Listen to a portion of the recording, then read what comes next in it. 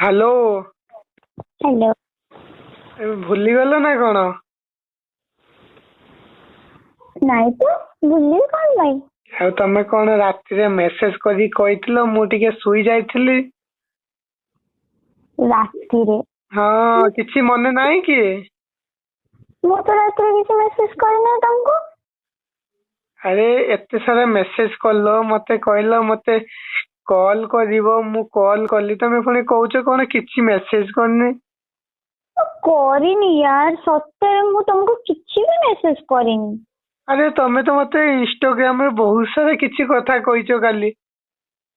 ତମେ କହିଲ ବୁଲିତେ ଯିବା, ଏଠିକି ସେଠିକି ଯିବା, ଆହୁରି ବହୁତ କିଛି କଥା, ମୁଁ ଯାହା କିଛି କହିପାରିବିନି। କଣ କଥା ତମେ ମତେ ଏବେ କଲ୍ କରିବାକୁ କହୁଛ? ମୁଁ କିଛି ଜାଣିନି, ମୁଁ ମେସେଜ କରିନି, କଣ? କି କଥା? ମୁଁ ତ କାଲି ରାତିରେ ଜଲ୍ଦି ଶୋଇଯାଇଥିଲି, ମୁଁ କାଲି ଇନଷ୍ଟାଗ୍ରାମ ହିଁ ଓପନ କରିନି। ଆରେ ମୋ ପାଖରେ ଏବେ ମେସେଜ ଅଛି, ତମେ ମେସେଜ କରିଥିଲ ମତେ। ଆରେ ବାବା, ମୁଁ କାଲି ଜମା ବି ଇନଷ୍ଟା ଓପନ କରିନି କି ମେସେଜ କରିନି। ଆଉ କି କଥା? ଆଉ ତାହେଲେ ମତେ କିଏ ମେସେଜ କରିଥିଲା ଯେ? ମୁଁ କେମିତି ଜାଣିବି ତମକୁ କିଏ ମେସେଜ କରିଛି? ଆରେ ବାବା, ଇଏ କି କଥା ହେଲା? ତମ ଫୋନ ଆଉ କିଏ ୟୁଜ କରନ୍ତି କି? ହଁ, ୟୁଜ କରନ୍ତି। ଆରେ ବାବା, ଆଉ କିଏ ୟୁଜ କରେ ଯେ? ମୋ ଭଉଣୀ। ହଁ ଭାବ, ତାହେଲେ ସିଏ ମୋ ସହିତ ଏମିତି କଥା ହେଇଛି ତାହେଲେ। କଣ ସବୁ କଥା ହେଇଛ? ନାଇଁ ନାଇଁ ନାଇଁ, କିଛି ନାଇଁ, କିଛି ନାଇଁ, କିଛି ନାଇଁ, ଏମିତି କିଛି ନାଇଁ। ନାଇଁ ନାଇଁ କଣ ସବୁ କଥା ହେଇଛ?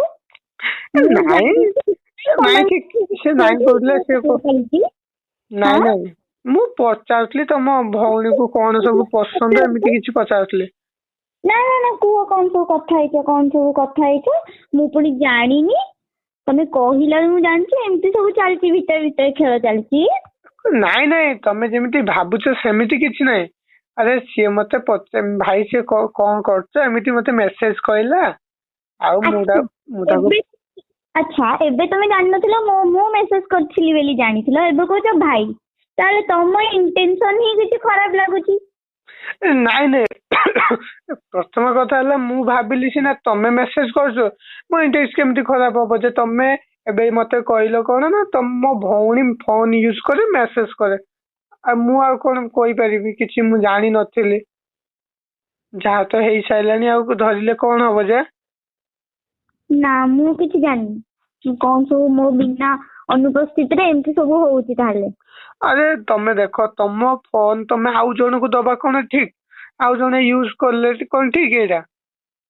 ତମେ ମତେ ମେସେଜ କରୁଛ, ମୁଁ କେମିତି ରିପ୍ଲାଇ ଦେଇ ତମେ ଆଜି ଯାଏଁ ଜାଣିପାରିଲନି। ମୁଁ ତମ ସହିତ କେତେ ଦିନ, ଏଇଠି 2 ମାସ ହେଲା କଥା କହିବା ଆରମ୍ଭ ହେଲା। ମୁଁ କଣ ମୁଁ କେମିତି ଜାଣିବି? ମତେ କୁହ ତମେ। ଆଜି କଣ କଣ ପର୍ଯ୍ୟନ୍ତ ଆଜି ପର୍ଯ୍ୟନ୍ତ ନମ୍ବର ଟିଏ ବି ଦେଲଣି। ମୁଁ କେତେ କଷ୍ଟ କରିକି କାଲି ରାତିରେ ନମ୍ବର ଟି ଆଣିଲି। ମୁଁ ଭାବିଲି ତମେ ଦେଇଥିବ, ତମକୁ କଲ୍ କଲି। ତମକୁ? ହ୍ୟାଲୋ। ହଁ। ଶୋଇଗଲ ନା କଣ ଯେ? ନାଇଁ ଶୋଇନି, ଜଳୁଛି ଏଠି, ଜଳୁଛି। ସତ କହିଲ, ତମେ ମେସେଜ କରିନଥିଲ? ନା, ମୁଁ ମେସେଜ କରିନି ବୋଲି ତ ଏମିତି ରାଗୁଛି ତମ ଉପରେ। ରାଣ ପକେଇଲ। ତମ ରାଣ, ମୁଁ ମେସେଜ କରିନି, କାଲି ଇନଷ୍ଟା ଓପନ କରିନି। ମୋର କାଲି ଦେହ ଭଲ ଲାଗୁନଥିଲା, ମୁଁ ଜଲ୍ଦି ଶୋଇଯାଇଥିଲି। ହେ ଭଗବାନ, ମୁଁ ମୋ ସାଙ୍ଗ ପାଖରୁ କଣ ସବୁ ନେଇ ଆସି ସାରିଛି। କୋଉ ସାଙ୍ଗ? ଆରେ କଣ କହିବି ଯେ, ଗାଡି ନେଇ ଆସିଥିଲି, ଆଉ କଣ କହି ହବନି, ବହୁତ ସାରା ଜିନିଷ ନେଇ ଆସିଥିଲି। ଗୋଟେ ପ୍ଲାନିଂ ଏ ବି କରିଦେଇଥିଲି ବା। ଆମେ ଗୋଟେ ନ୍ୟୁ ଇୟର ଆସିଗଲା, ଗୋଟେ ବୁଲିତେ ଯିବା। କଣ ହେଲା ସବୁ?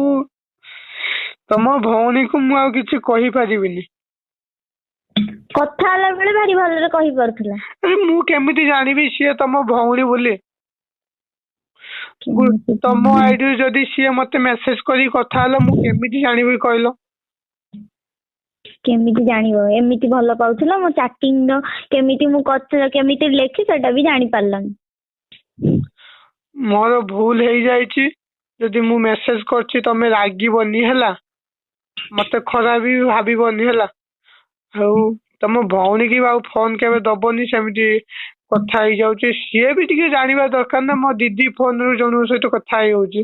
ତମେ ମେସେଜ ଚାଟ ବୋଧେ ଡିଲିଟ କରିଦିଅ ବୋଧେ ମତେ ଲାଗୁଛି ସେଇଆ। ମୁଁ ହାଇ ମେସେଜ କରିଥିଲି ନା ସିଏ ଭାବିଥିବ ଆଉ କିଏ ମେସେଜ କରୁଛି। ହଁ ହେଇଥିବ ସେଇଆ। ଆଚ୍ଛା ଆଚ୍ଛା ଭୁଲ କାହାରି ନାହିଁ ଯେ ଆମର ଦୁଇ ଜଣଙ୍କର ଭୁଲ ଅଛି। ସିଏ ଭାବିଲା ଆଉ କିଏ ମେସେଜ କଲା ହାଇ ହ୍ୟାଲୋ ଟିକେ କରିଦବା ଆଉ। ସେ ଆସୁ ଆଜି ମୁଁ ତା ସହ କଥା ହେବି କଣ କଣ ସବୁ କଥା ହେଇଛି ନାଇଁ କଣ ନାଇଁ ନାଇଁ ତାକୁ ଗାଳି ଦବା ଠିକ ନୁହେଁ। ସିଏ ନାହିଁ। ତାର ଭୁଲ ନା ମତେ ନ ପଚାରିକି ମୋ ଫୋନରୁ ତାଙ୍କ ସହ କଥା ହେଇକି ମୁଁ ବି ତାକୁ ପଚାରିବି ନା କଣ କଣ ସବୁ କଥା ହେଇଛି କଣ ନାଇଁ ନାହିଁ। ନାଇଁ ନାଇଁ ଏଇଟା ତମକୁ ପଚାରିବା ଠିକ ହବନି ଗୋଟେ ବଡ ଭଉଣୀ ହିସାବରୁ। କାହିଁକି ଠିକ ହବନି? ତାହେଲେ କିଛି ଗୋଟେ ଚାଲିଛି। ନାଇଁ ନାଇଁ ତମେ ଯେମିତି ଭାବୁଛ ସେମିତି କିଛି ନାହିଁ। ମୋ ଉପରେ ତମେ ଭରସା ନାହିଁ ନା। ନାଇଁ ନାଇଁ ତମେ ଯେମିତି ଭାବୁନ ନା ତମେ ଯେମିତି କଥା ହେଇଥିଲ ସେଇଆ ହିଁ କଥାଟା। ଆରେ ଦେଖ ଗୋଟେ କଥା ଶୁଣ ଯାହା ତ ହେଇସାରିଛି ତମେ ଜାଣିଛ ମୁଁ ଜାଣିଛି ମୁଁ ହେଲା। କେତେବେଳେ ଜାଣିନି। ଆରେ ମୁଁ ତ ଏବେ ଏବେ ଜାଣିନି ଆରେ କଣ ଏବେ ହେଇଛି ସେଟା ବି ମୁଁ ଜାଣିନି। ଆରେ ମୋ କଥା ଟିକେ ଶୁଣ ମୁଁ କହିସାରେ ହେଲା। ଏବେ ତ ସିଏ ଆମ କଥା ଜାଣିନଥିବ ବଟ ଆମେ ତମେ ମୁଁ ତା କଥା ଜାଣି ସାରିଛୁ। ଯଦି ଆମେ ଏ କଥା ତାକୁ ନେଇକି କହିବା ମାନେ ସିଏ ତମ ଭାଇ ଭଉଣୀ ଭାଇ ଭଉଣୀ ସରି ମାନେ ଦି ଭଉଣୀ ଭିତରେ କିଛି ଡିଷ୍ଟର୍ବାନ୍ସ ହବ ଯାହା ଫଳରେ ତମକୁ ଗୋଟେ ରେସପେକ୍ଟ ବୋଲି କିଛି ଦବ ସେଇଟା ମୁଁ ଚାହୁଁନାହିଁ। ସେ ଆଜି ଗୋଟେ ଦିନ ଭୁଲ କଲା ମୁଁ ଯଦି ତାକୁ କିଛି ନ କରିଛି ସବୁବେଳେ ଏମିତି ଭୁଲ କରି ଚାଲିବ। ହଉ ଠିକ ଅଛି ତାକୁ ଏମିତି କହିବ କଣ ପାଇଁ ମେସେଜ କରୁଛୁ କଣ ସବୁ ମେସେଜ ହେଇଛି କଣ କାହାକୁ ସବୁ ମେସେଜ କରୁଛୁ ଏମିତି କହିବ। କହିବନି ଯେ ତାକୁ କଣ ପାଇଁ ମେସେଜ କରୁଥିଲୁ ସିଏ ମୋ ସାଙ୍ଗ ଏମିତି କିଛି କହିବନି।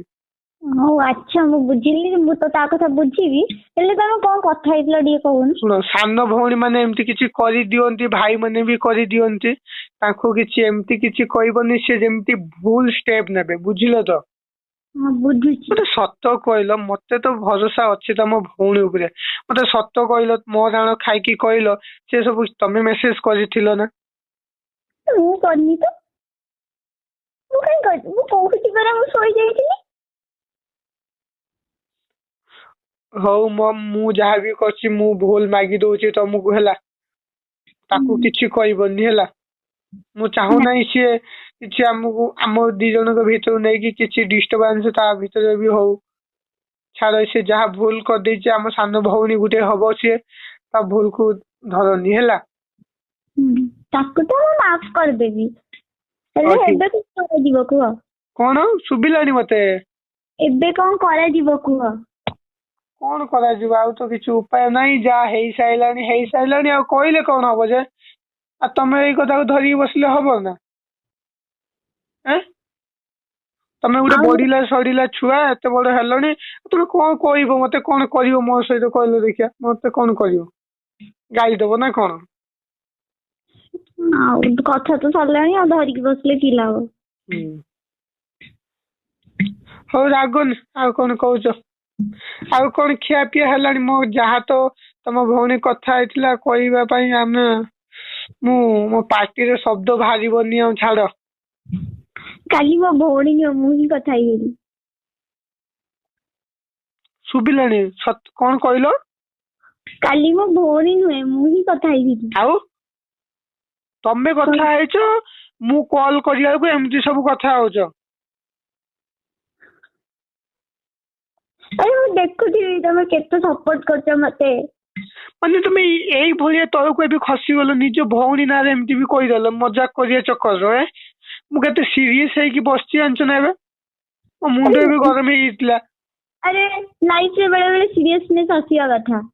ଗୋଟେ ବୁଝୁନ ଲିମିଟ ଥାଏ ଦେଖ ତୁମେ ଏମିତି ହଠାତ୍ କିନା କେତେ ସାରା ପ୍ଲାନିଂ କରୁଛ ମୁଁ ଗୋଟେ କଣ ନାଇଁ କଣ ସବୁ ଭାବିଥିବି ତମେ ଭାବିଲ ଟିକେ। ଓହୋ ଏବେ ପ୍ଲାନିଂ କଣ କ୍ୟାନସଲ ହେଇଗଲା କି। ବୋଧେ ଏମିତି ଆଉ ନେକ୍ସଟ ଟାଇମ ଯଦି କଥା ହବ ନା ମୁଁ ତମ ସହିତ ବ୍ରେକଅପ୍ କରିବା ପାଇଁ ରାଜି ହେଇଯିବି ହେଲା। ଆଉ ନାଇଁ ଏମିତି କେହି ଶୁଣ ଏମିତି କେହି ମଜାକ କରନ୍ତିନି ହେଲା। ହେ ଏମିତି ଟିକେ ଟିକେ କଥାରେ କିଏ ବ୍ରେକଅପ୍ କରନ୍ତିନି ହେଲା। ୟାଡୁ ସିଆଡୁ କଥା କହିବା ଭୁଲେଇବା ଦରକାର ନାହିଁ ମତେ ହେଲା। ହଉ ଟିକେ ମାନିଯାଅ ଏମିତି କଣ ଲାଗୁଛ। ମତେ ସେ ବିରକ୍ତି କରାଉନି ହେଲା। ମୁଁ କେବେ ଭାବିବି ନଥିଲି ତମେ ଏମିତି କରିବ ବୋଲି। ଓହୋ ସରି ସରି ସରି ସରି ସୋ ହେଁ, ବାर ସରି ମାफ कर दो। ଦରକାର ନାହିଁ ତମ ସରି ହେଲା। ଆରେ ଧନ ବୁଝ। ଖାଲି ମୋ ନିଜ ତରଫରୁ ଆଉ ତମକୁ ସରି କହୁଥିଲି ତମେ ଭୁଲ କରିବ ମୁଁ ସରି କହିବି ନା ଝିଅ ମାନଙ୍କ ଗୁଣ ଏଇଆ ପରା। ତୁ ତ ସରି କହିଲି ନା। ତମେ ରଖ ମୋ ମୁଣ୍ଡଟା ଗରମ କରନି ହେଲା ତମେ ରଖ ନେକ୍ସଟ ଟାଇମ ଯେମିତି ଆଉ ଫୋନ ନ ଆସେ ହେଲା ରଖ। ମୁଁ ଫୋନ କରିବି ଇଭିନିଂ ରେ। ତମେ ରଖ କହିଲି ମାନେ ରଖ ଇଆଡୁ ସିଆଡୁ ମୋ ମୁଣ୍ଡଟା ଗରମ କରାଉନି ହେଲା ବାରମ୍ବାର ତମକୁ ଗୋଟେ କଥା କହିପାରିବିନି ହେଲା ରଖିଲି ଫୋନ। ମୁଣ୍ଡ ଥଣ୍ଡା କରିକି ଫୋନ କରିବ। ରଖ ତମେ।